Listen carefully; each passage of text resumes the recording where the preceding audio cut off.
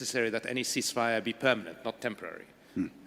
And on that basis, we can start then working on what comes next. And obviously, without a real political pathway, not just for Gaza, but for Palestine as a whole, it will be very difficult for Arab countries to discuss how we are going to govern Gaza, especially in the context of the immense destruction that has already befallen there. I was talking yesterday, and the United Nations is saying it is going to take 30 years to rebuild Gaza, 15 years potentially just to remove the rubble. And that's just the physical infrastructure. Never mind the tremendous trauma that has now befallen the civilians of Gaza. That is also impacting the civilians of the West Bank, and that's why we can't just think about Gaza. We need to think of the situation in its whole context. We have now a population in Gaza, but also in the rest of Palestine, that has been traumatized, that has seen a tremendous suffering and conflict. And in order for us to be able to talk about a sustainable pathway to stability, to security, including for Israel, we're going to have to talk about a Palestinian situation where the Palestinians have hope. And the only way that hope is legitimate is through self-determination, through a credible pathway to a Palestinian state. So that's how we see the situation, and that's, I think, the basis for our engagement. And that's how we think we need to go forward. Let me just follow up one question, because Secretary Blinken put it out there, that he's here partly to try to finalize the U.S.-Saudi security pact. It has many dimensions to it, both economic and security. How close are we to that?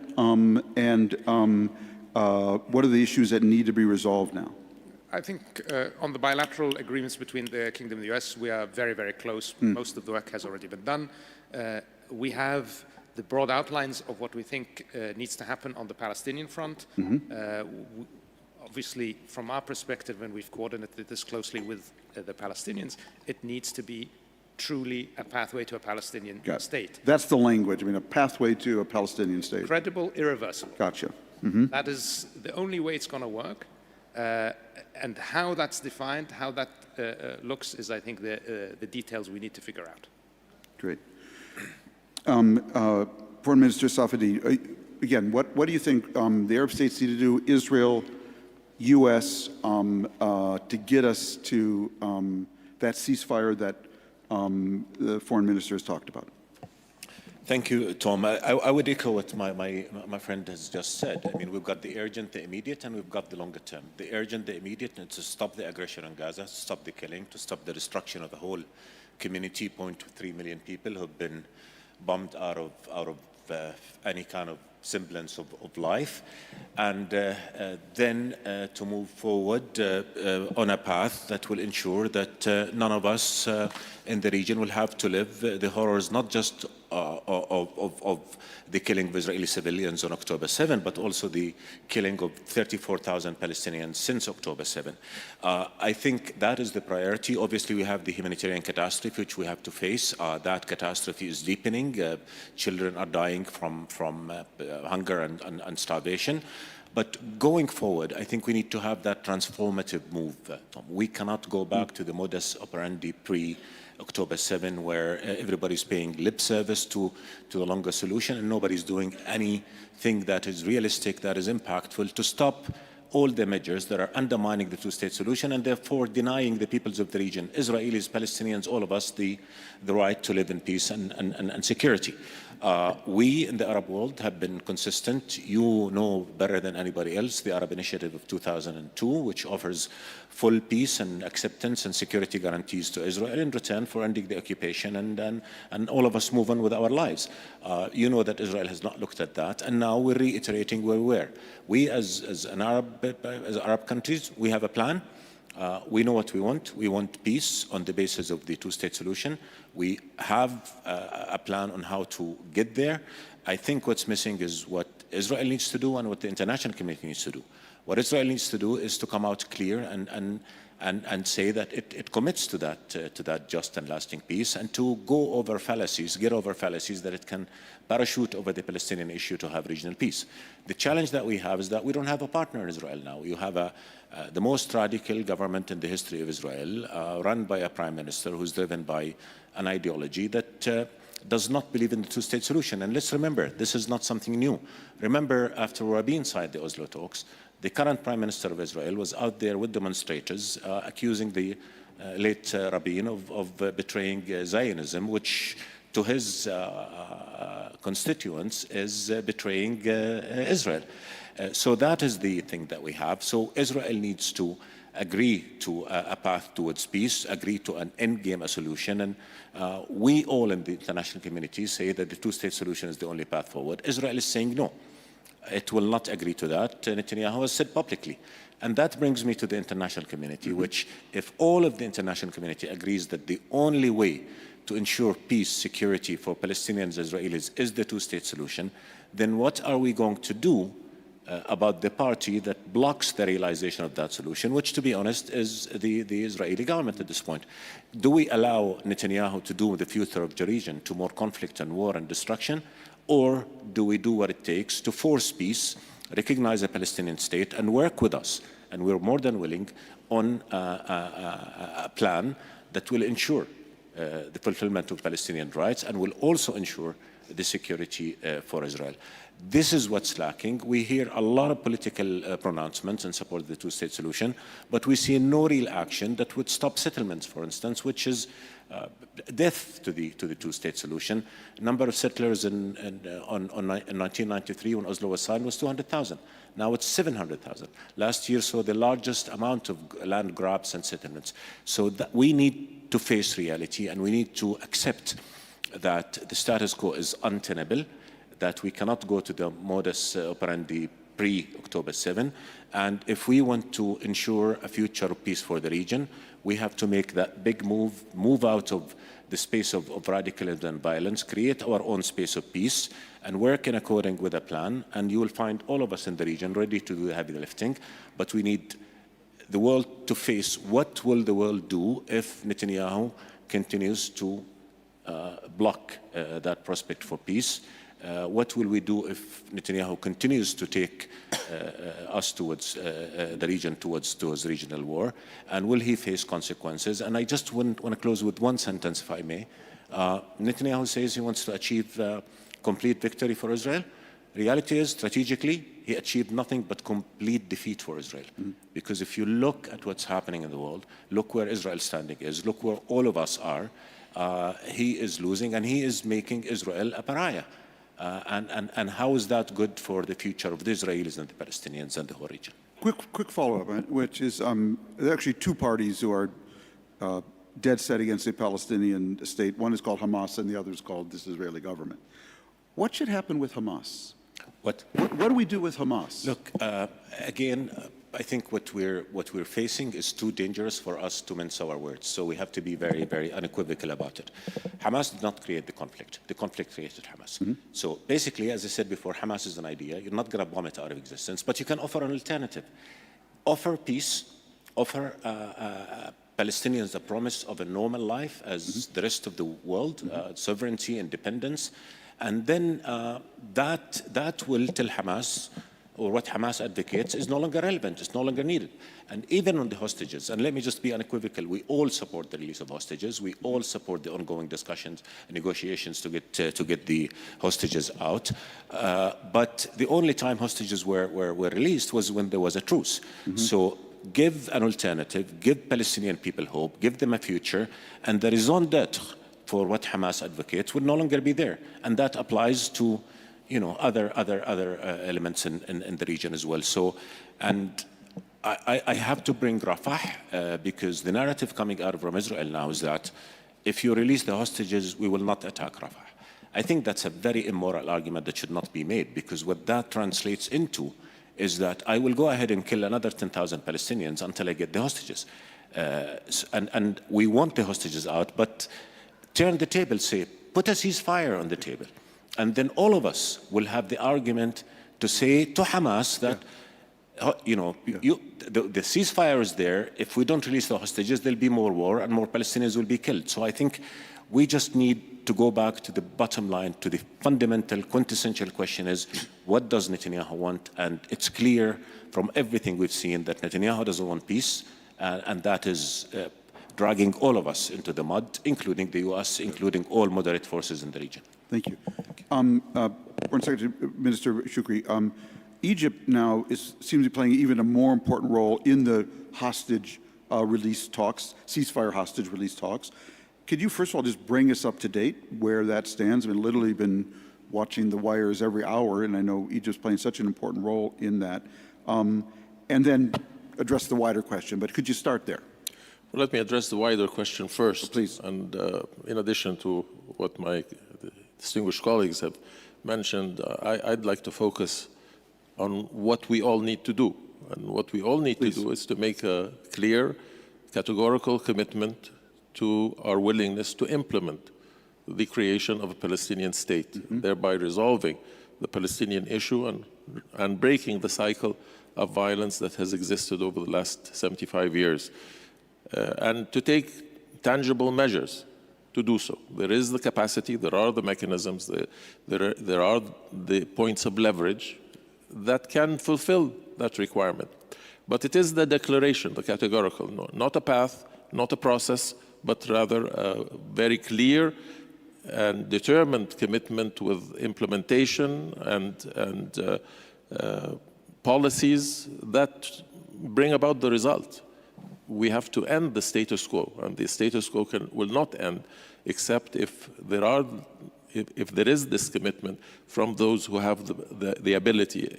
We all have a role to play, and we all know the parameters of that role, and we shouldn't have external factors influence what we do if we are serious about resolving and creating an environment of cooperation, of integration, and an end to the cycle of violence. As for the negotiations, as you know, these are sensitive issues. There is a proposal on the table up to the two sides to consider and accept. But certainly the objective is a ceasefire, a permanent ceasefire, and dealing with the humanitarian conditions, and again, avoiding. I think it's apparent there's a consensus in the international community that rejects a military action in Rafah because of the subsequent humanitarian crisis that will result from such a development. So we are hopeful. The proposal has taken into account the positions of both sides, has tried to extract moderation from both sides, and we are waiting to have a final decision. There are factors that will have impact on both sides' this decision, but I hope that all will rise to the occasion and recognize that we cannot have the situation of continuing loss of life. The humanitarian situation is absolutely horrific, and it can only get worse if this continues as we have seen over the last more than 6 months. Professor Kwok, we've heard from regional powers. What role historically and what role currently can outside powers play in getting us to this ceasefire, hostage release, and to some kind of final resolution? Thank you very much, Tom. I'd also like to take the opportunity to thank the Kingdom of Saudi Arabia, as well as the World Economic Forum, for the invitation to be here today and to participate in this panel. I come with a great deal of humility as someone from outside the region, understanding, of course, that it is a very complex region with a long history. So that said, you asked about the role of external powers, and I think the main contenders that come to mind are certainly the United States and China. Historically, the US has played a deep role in the Middle East, starting with the Camp David Accords in 1979. And of course, under the various US administrations, we've had the 1991 Madrid Conference, under the H.W. Bush administration, which paved the way for Israeli-Palestinian negotiations, and of course the Oslo Accords, followed by the JCPOA, which of of course, the Trump administration quickly repudiated and then came up with the Abraham Accords. So there is a deep and long abiding history of US diplomatic engagement with the Middle East. In terms of China's engagement, that has been largely focused on economic engagement. So China is the largest trading partner of many countries in the region, including Saudi Arabia. It is not the largest foreign direct investor, that's the United States, but its investments in the region are far more diverse and focused on a wider area of issues. So, you know, China has been thought of as an economic power, but a lot of that changed. Suddenly the world stood up and took notice when China struck or helped to facilitate the Saudi Arabia-Iran deal in 2023. And some have argued that US diplomatic clout has diminished as a result of that, at least vis-a-vis China.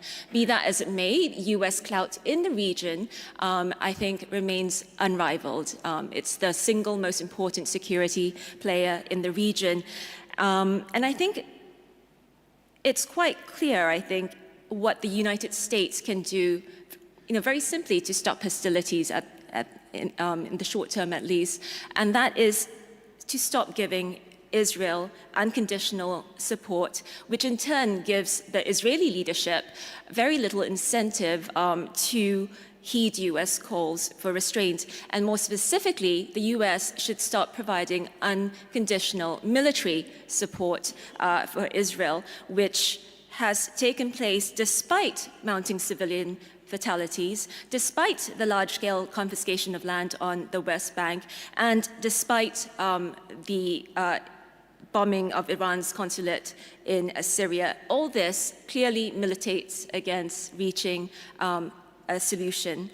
As for China, China has not condemned the Hamas attack. It has not condemned Hamas, but it's nonetheless put forward a 5-point position paper. This was in November last year. This called for the implementation of a comprehensive ceasefire, the protection of civilians, humanitarian assistance, and for the UN Security Council to encourage countries with an influence on parties in the conflict to jointly play a constructive role in de-escalating the crisis. And China politically has endorsed a two-state solution. Yet I would say that beyond leveraging the crisis to showcase what many see as American hypocrisy, China hasn't quite stepped up to the plate to play a larger diplomatic role in resolving the current crisis. And I think it's notable, as several analysts and Brookings have pointed out, that China, in its position paper, actually calls for the UNSC, the UN Security Council, or the UN, to take the lead on advancing each of the 5 points, and it has not repeated its offer that it made last spring to mediate between Israel and Palestine. That said, I think both the United States and China have very strong motivations to seek to both stop the ongoing fighting as well as to encourage a longer-term political settlement. I think what many in this part of the world might not realize is that the reputational hit that the US has suffered has actually extended has extended beyond this part of the world, even to my part of the world, Asia and Southeast Asia in particular. And so in a poll that was conducted this year, the United States, for the very first time, was not the choice of partner for countries in Southeast Asia if they had to choose between the United States and China. More of them would have chosen China? More of them chose China. So it was just a little bit of an edge, but nonetheless, it was the first time ever that China edged out the United States as the choice of partner should countries be forced to choose. And I think, you know, beyond the reputational hit, the United States has declared the Indo-Pacific region as its strategic focus, area of priority. And what is going on in the Middle East, what is going on in Europe clearly distracts and militates against its ability to send or to offer up resources to the region. So I think it would be disadvantaged in any Chinese adventurism in Taiwan, for instance. So this conflict is not helping the United States at all, and it needs to resolve it in the short term, but also in the long term as well. But China too, as we heard from Secretary Blinken, has every interest in resolving this. Instability in the Middle East is not in China's interests, and it can only go so far in terms of pointing out double standards. Beyond a certain point, countries are going to say, you pointed out double standards, but what are you doing yourself to help resolve or manage the conflict? Thank you. Foreign Minister Farhan, for a resolution to happen and for the U.S.-Saudi deal to go ahead, Israel's got to be out of Gaza, and we have to have a stable ceasefire. I think one of the biggest questions out there is if Israel does get out, and this is to all three of the foreign ministers, what goes in? The PA clearly is not in a position today to take that place. Could there be an Arab peacekeeping force? Would your countries want to participate in it?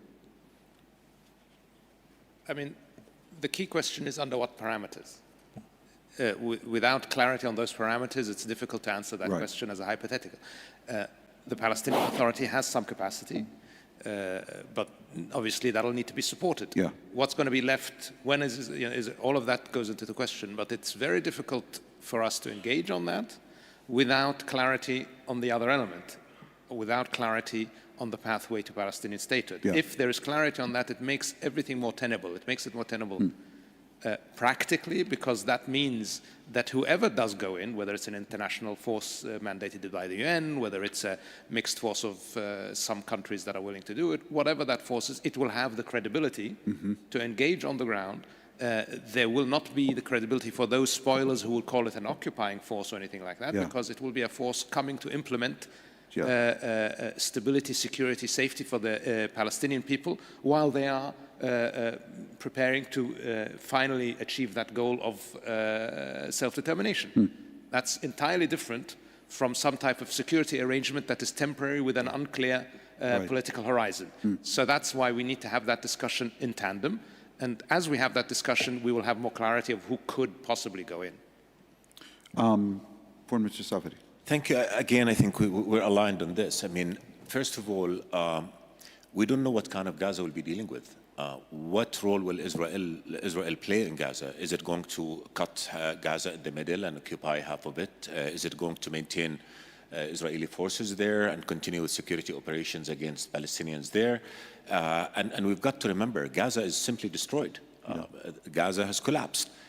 So you're talking about a traumatized community. And whoever goes into Gaza cannot be seen as the enemy. Whoever goes into Gaza cannot be seen as going to clean Israel's mess. So basically, from the get-go, what we said is that any approach to Gaza must be part and parcel of a broader approach that will offer a once-and-for-all solution. Whoever goes to Gaza after the war ends, provided that Israel gives the space for whoever goes to succeed, they have to stand on three legs. A political horizon that is clear, massive humanitarian effort to address the catastrophe that's there, and massive reconstruction effort that, as Prince Faisal just said, based on the UN, will take almost 30 years. And when you come to political, you say /security. If the PNA and the PNA must go to Gaza, I mean, it's part and parcel of the occupied Palestinian territory. If the PNA goes to Gaza with the promise of an end game, clear, irreversible path, a mechanism for implementation, then their message to the people would say, we're here to take you to a better future, and then everything else can be solved. But whoever goes there, if they are seen or perceived to be there to consolidate the misery that this war has created, then they'll be seen as the enemy. And I can speak for Jordan, but I think nobody would want to be part of that configuration and be seen as the enemy. So again, what we are putting on the table is a comprehensive approach that would address the West Bank, East Jerusalem, and Gaza as one entity, and start from the end game, which is recognizing a Palestinian state, and then walk back together with our partners mechanisms that would ensure that we create a reality that will give the Palestinians hope and give them their rights, and also give Israel confidence that it is going to be secure and it is accepted. So I know there's been a lot of focus on the day after of Gaza, but you cannot talk about the day after in Gaza, outside a comprehensive approach that talks about the day after in the whole of the occupied Palestinian territories and the whole region. Foreign Minister Shu. Well, again, the matter is speculative, and there are many moving parts, and without definition of the parameters and what exactly will be the situation and the conditions that will arise when there's a ceasefire, when there's a possibility to address the comprehensive nature of the conflict. Let's not forget that this is the fifth conflict between Hamas and Israel. On every occasion, there were efforts to regain tranquility, to have some form of understanding, which held up for a very limited period of time until there was another incident of provocation or of retaliation, and we found ourselves repeating the same without learning from our previous lessons.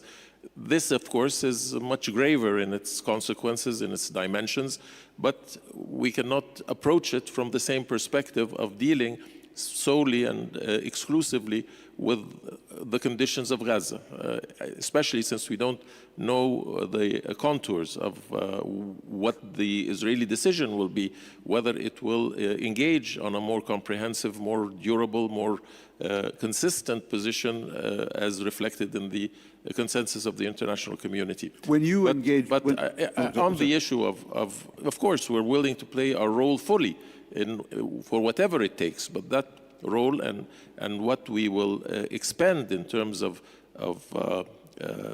risks and rewards will be subject to the overall evaluation of the end result and whether it is consistent with our aims.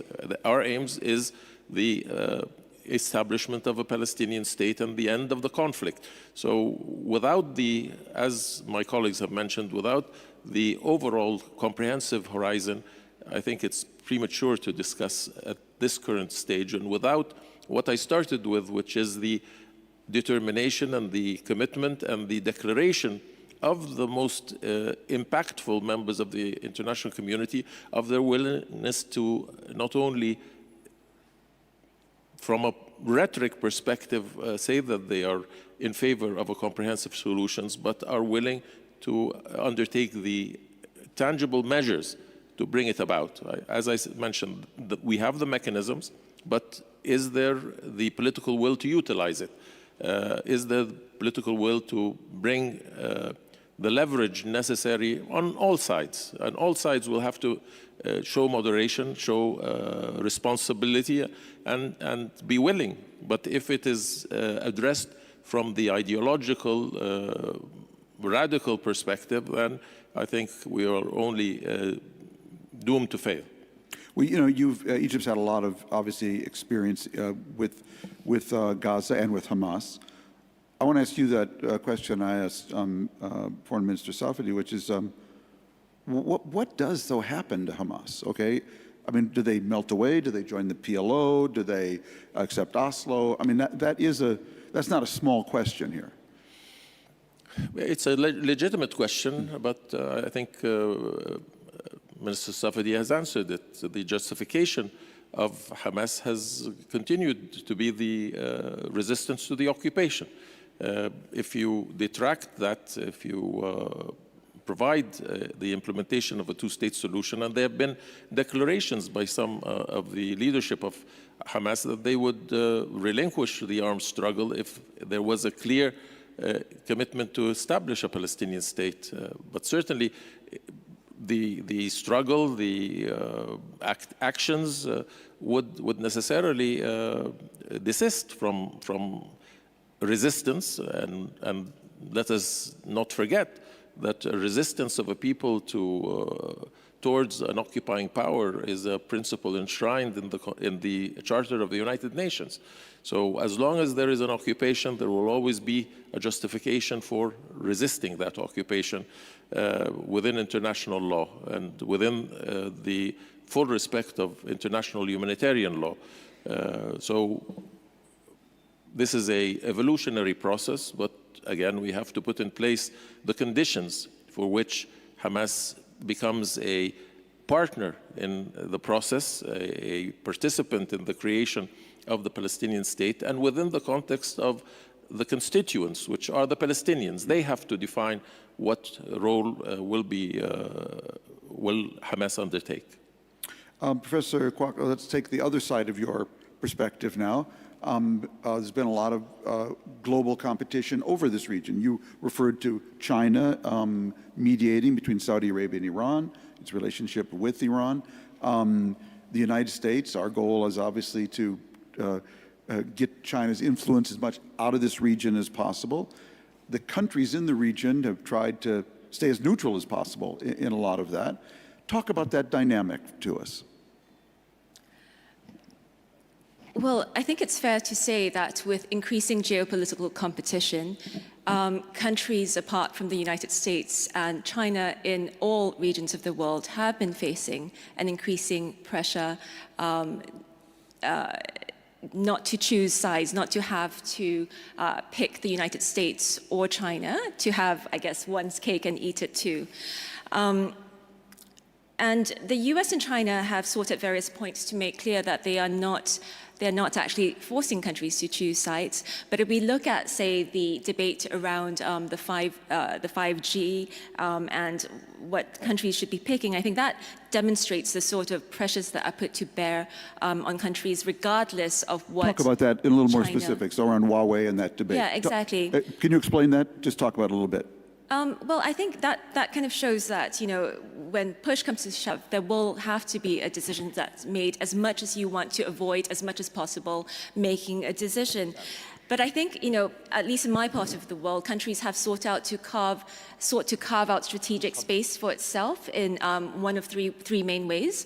The first one is to sort of to seek to work more closely within the region and through the Association of Southeast Asian Nation States, so Southeast Asian countries, and you know, really work collectively and cohesively as a region. Two, they have sought to increase their strategic and economic engagement with other parts of the world. So for instance, yesterday we heard the Prime Minister of Malaysia talk about the ideational and aspirational role that Saudi Arabia plays for many countries in Muslim majority countries in Southeast Asia. But I think, you know, you'll see countries, regardless of whether or not they're Muslim majority or not in my part of the world, look to increase economic and strategic engagement with the Middle East as it seeks to increase their choice of strategic and economic partners. And finally, and I think this is really important, I think what Southeast Asia has sought to do, sometimes successfully and sometimes less so, is to focus on the importance of the rule of law in this climate. And that's important because first, it defends against incursions against sovereignty and sovereign rights. Second, it helps also to push back against any economic or military coercion. And third, I think that focus on the rule of law is really important because it allows countries in the region to frame their choice as not as, you know, the US or China, but a decision made to support the rule of law. And I think in that respect, it seeks to carve out strategic autonomy for itself. And so if we bring that back to the context of the Middle East, and again, you know, I come to the region as an outsider, but I think that raises several questions for the Middle East. First, what is this crisis doing to the regional cohesion and its ability to manage and navigate great power competition? Second, how can it seek to carve out greater strategic autonomy for itself beyond the United States and China? So I understand that, you know, China is an important economic player in the region, but you know, I think countries realize that, you know, you cannot put all your eggs in one basket. And so how can you increase strategic autonomy by engaging more with other parts of the world strategically and economically? And finally, and I think this is really important, is while refusing to take a side is sometimes understandable and even a smart option in terms of, you know, creating opportunities for yourself, etc. Is it truly defensible? Can it be is it defensible when the position a country takes means the erosion of the rule of law? Because the erosion of the rule of law is, in a sense, what protects a country's sovereignty, it protects its strategic autonomy, And I think it's the only, or an important foundation at the very least, foundation upon which peace and long-term stability and prosperity can be built. So without the rule of law, I think we would see a very unstable world. And I think, as much as countries want to maintain their options, I think those options should not be preserved at the expense of the rule of law, which protects all countries, small or large alike. So I think I would just raise those questions for the consideration of countries in the Middle East, recognizing, of course, that I do not come from here. Thank you. Just one quick more round, and I know you guys actually have serious negotiations, not this pretend one I'm trying to conduct here. Iran. What role is it playing? Can the kind of resolution we're talking about here, will Iran let it come together? I mean, will it? Shouldn't be a question. It's up to us to make the right thing happen. And the thing is, we all know what the right thing is. The right thing is the rights of the Palestinian people, the aspirations of the Palestinian people for self-determination should be fulfilled. And through fulfilling that, we can ensure that a struggle that has lasted for many decades will be concluded and will allow a lot of the opportunities that were just mentioned about integration, which will also foster our region's independence. That would neutralize Iran in a way if that happened, yeah. It would possibly neutralize Iran, but it will also offer opportunities for Iran. It will be then up to Iran and all other actors who don't believe in these things to make a choice. Because the economic opportunities, the developmental opportunities that are presented by peace, by security, by cooperation are tremendous. And the question will be then, do you integrate yourself into that? Or do you try to be a spoiler? And the thing is, if we are all focused on the right path, on the path of justice for the Palestinians, and in tandem with that, the path of cooperation and integration, it will insulate us from an attempt to disrupt the region. I think that choice is a very important choice to make, and I suspect that Iran and others will look at it very, very seriously, and they will have to make that choice. And I can only hope that they will join in such a pathway towards a much better, much more integrated region. I'll note that Iran has for many years championed the idea of regional interdependence and the region looking after its own security. So this is actually what this opportunity presents. And then it will be up to them to either stand by the rhetoric they've occupied. If we say the Palestinian state is here, which is one of the raison d'etre that they've used consistently, and the idea of regional cooperation is also here. So, this is a situation where we can all prosper and move forward together. For Mr. Safadi, I want to, if you want to address that, but also a different question related, which is, it's clear that an effective, credible, non-corrupt, legitimate PA is a keystone for everything here. What kind of changes do we need in the PA to be able to play that role of filling the vacuum in Gaza? And what can all three of these countries do to help them, achieve that capability? If I may first, Tom, just address the Iran issue. And I think we have too many conflicts in the region. None of us want more conflict. Obviously, none of us want a conflict with Iran. But in order for us to have good neighborly relations with Iran, there are some Iranian policies that have to do with our own security and intervention in our affairs that have to stop. And there are ongoing conversations with the Iranian to make sure that we get to that. The other side is the Iran-Israel kind of situation, and our position in Jordan has always been solve the Palestinian issue, and then anybody from outside will have no reason to interfere. If you give the Palestinians their state and their freedom, and they will be the first to tell Iran, stay out of our business, and Iran will then have no reason to interfere, and then we'll all be able to say, we don't want any more trouble in our region, we want peace and security. We lived the danger of an escalation not too long ago. We were in the crossfire in Jordan, and we made it unequivocally clear to both Iran and Israel that Jordan will not be a battleground for you, and that anybody who violates our security and endanger the livelihoods of our people, we will stand up to them to the extent that we can. Yeah. So I think, and that just speaks to the danger inherent in failing to, again, solve the conflict and allow for escalation, because that will just bring all of us to more trouble and more conflict. On the Palestinian issue, look, I mean, The PA issue, yeah. PA, Yeah. the PA was created out of Oslo in 1993, and the PA was created as a temporary agency for 5 years, which should have then transited to what would have been a Palestinian state. The PNA was created to offer its people two things: better lives and freedom. It could deliver on nothing. Now, obviously, it has to do a lot of its internal work as well, but the other flip of the coin is that Israel did not provide the conditions conducive for the PA to be able to move forward. So the loss of credibility by the PNA is also greatly due to the fact that Israel did not honor Oslo. On the contrary, it went on with creating hurdles to it being able to serve its people and serve the cause of peace.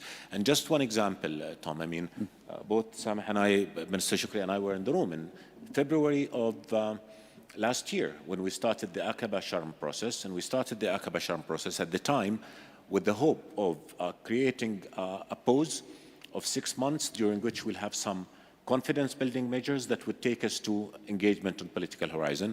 The Israelis in Aqaba, and then a month later in Sharm el-Sheikh, signed to a number of commitments, and the U.S. was in the room, and the Palestinians were there as well, and nothing was implemented. So now I think ultimately elections will have to be the answer that the Palestinians themselves they want to do, but in order to have elections, you have to have conditions conducive for elections. That's not there too.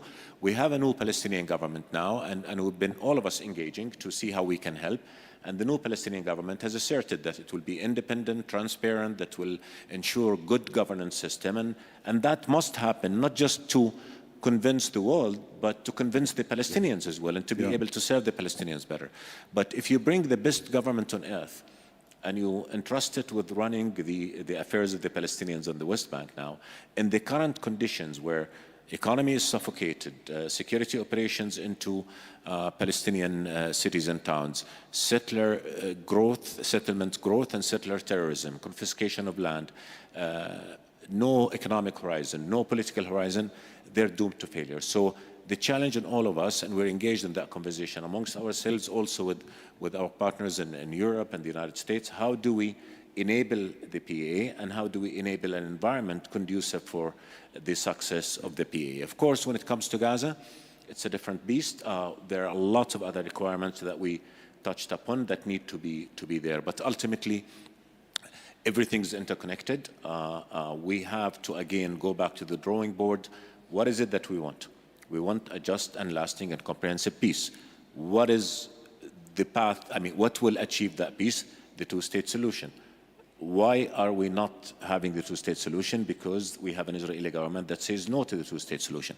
We in the Arab world are offering, again, we have a goal, we're offering a plan, we're ready to engage with all our partners to make sure that we go to that end game, which will bring peace and security to Palestinian Israelis. But the one question that I would ask, and I'd like you to ask, is if we come up with the best plan ever, and all of us in the international community agree that this is the plan to go forward, and then Netanyahu and his government say no, what happens then? Will he face consequences? Because if he does not, he's going to continue with more of the same. So I think we really have to call a spade and say the party that is responsible for denying Palestinians, Israelis, the whole region peace must be held accountable, and all of us must come together to prevent it from dooming the future to conflict. And this is the quintessential question that we have not yet seen any answer to. And if we don't answer that, I think we'll be moving in the same cycle, and that would be an environment conducive to more violence, more conflict. And the amount of dehumanization and hatred that has come out of this latest round of confrontation, of the aggression on Gaza and all, is beyond description. And I think one challenge we all need to think about is how do we navigate around that once the guns go silent, and they will go silent. And we cannot navigate around that unless, again, we offer that big move, that transformative move that convince people that ultimately, finally, after 30 years of negotiations, the end game is near, and we're about to get there. For Mr. Shukri.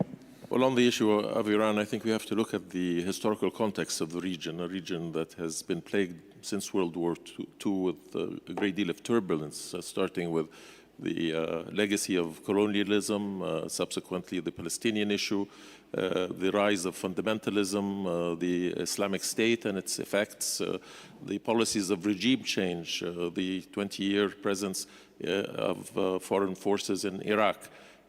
And all of this has been compounded by a sense of antagonism, revenge, hatred, and a cycle of violence. And all of this has an impact. And I think primarily the principles that were enshrined in the Charter of the United Nations, which we all advocate, but do not necessarily interpret into policies, and the polarization that has occurred more recently with Ukraine and the Russian-Western divide have all added to the complexities and compounded the difficulties, and thereby the application also of the rule-based order and applying it consistently and devoid of double standards is necessary to create the environment. If the environment exists where there are a solution to the conflicts, and with the Palestinian issue being at the core of whether rightly or as a pretext, but we have to take it into account. A lot of the fundamentalism has utilized the Palestinian issue, and we see that when push comes to shove, it does not really support the Palestinians in the way that was projected on many occasions. So again, it is the resolution of those issues, a coalition to defeat the ideologies, radical ideologies, wherever they may exist, and an application without double standards, without an effort to project you're either with us or against us, so that we can address the needs of our people, address within cooperation, while maintaining sovereignty and while maintaining our ability to move forward without the infringement and without the expansionism that has been, unfortunately, a constant during these last 40, 50 years. Professor Kwok, on the Iran question, it's sort of that mid-sized power. You talked about the states here staying neutral in the great power game. You talked about the great powers, coming into the region. Iran's right in the middle there. How do you see it? Its role in this? Well, it's not something that I look very closely at, but I think it's clear that Iran, like the other countries in the region, have an incentive to move beyond the sort of the quicksand that it has been in for like decades. And I think there's so much potential in that country, and certainly it should be seeking to move beyond that. The question, though, is about incentives and what can be put on the table for them to feel incentivized to move towards the future that I think every country in the Middle East looks forward to. I think when I was in school, I think my image of the Middle East was a very different image from what I see today, right? So when I thought about the Middle East, I saw on the news, it was the conflict, it was the war. And in fact, my desire to study international relations for my master's was because I wanted to understand how countries could be in conflict for so many years without resolution. Surely it couldn't be that difficult. But then I think as we moved along, as the region moved along, it was progressive. There was tremendous economic development, and so a very different image of the Middle East emerged. And of course, Iran would be a part of that different picture of the Middle East. And now I think it's, I guess, the fork in the road for the region and for the world as well. Because as I mentioned earlier, what happens in the Middle East doesn't stay in the Middle East, and it has the ability to destabilize the globe as well. And like going back to the poll I mentioned earlier, the Middle East crisis, Palestine and Israel, has been ranked in my region as the single most important geopolitical conflict for the region, beyond even, say, the South China Sea, which is a flashpoint in the region. So I think,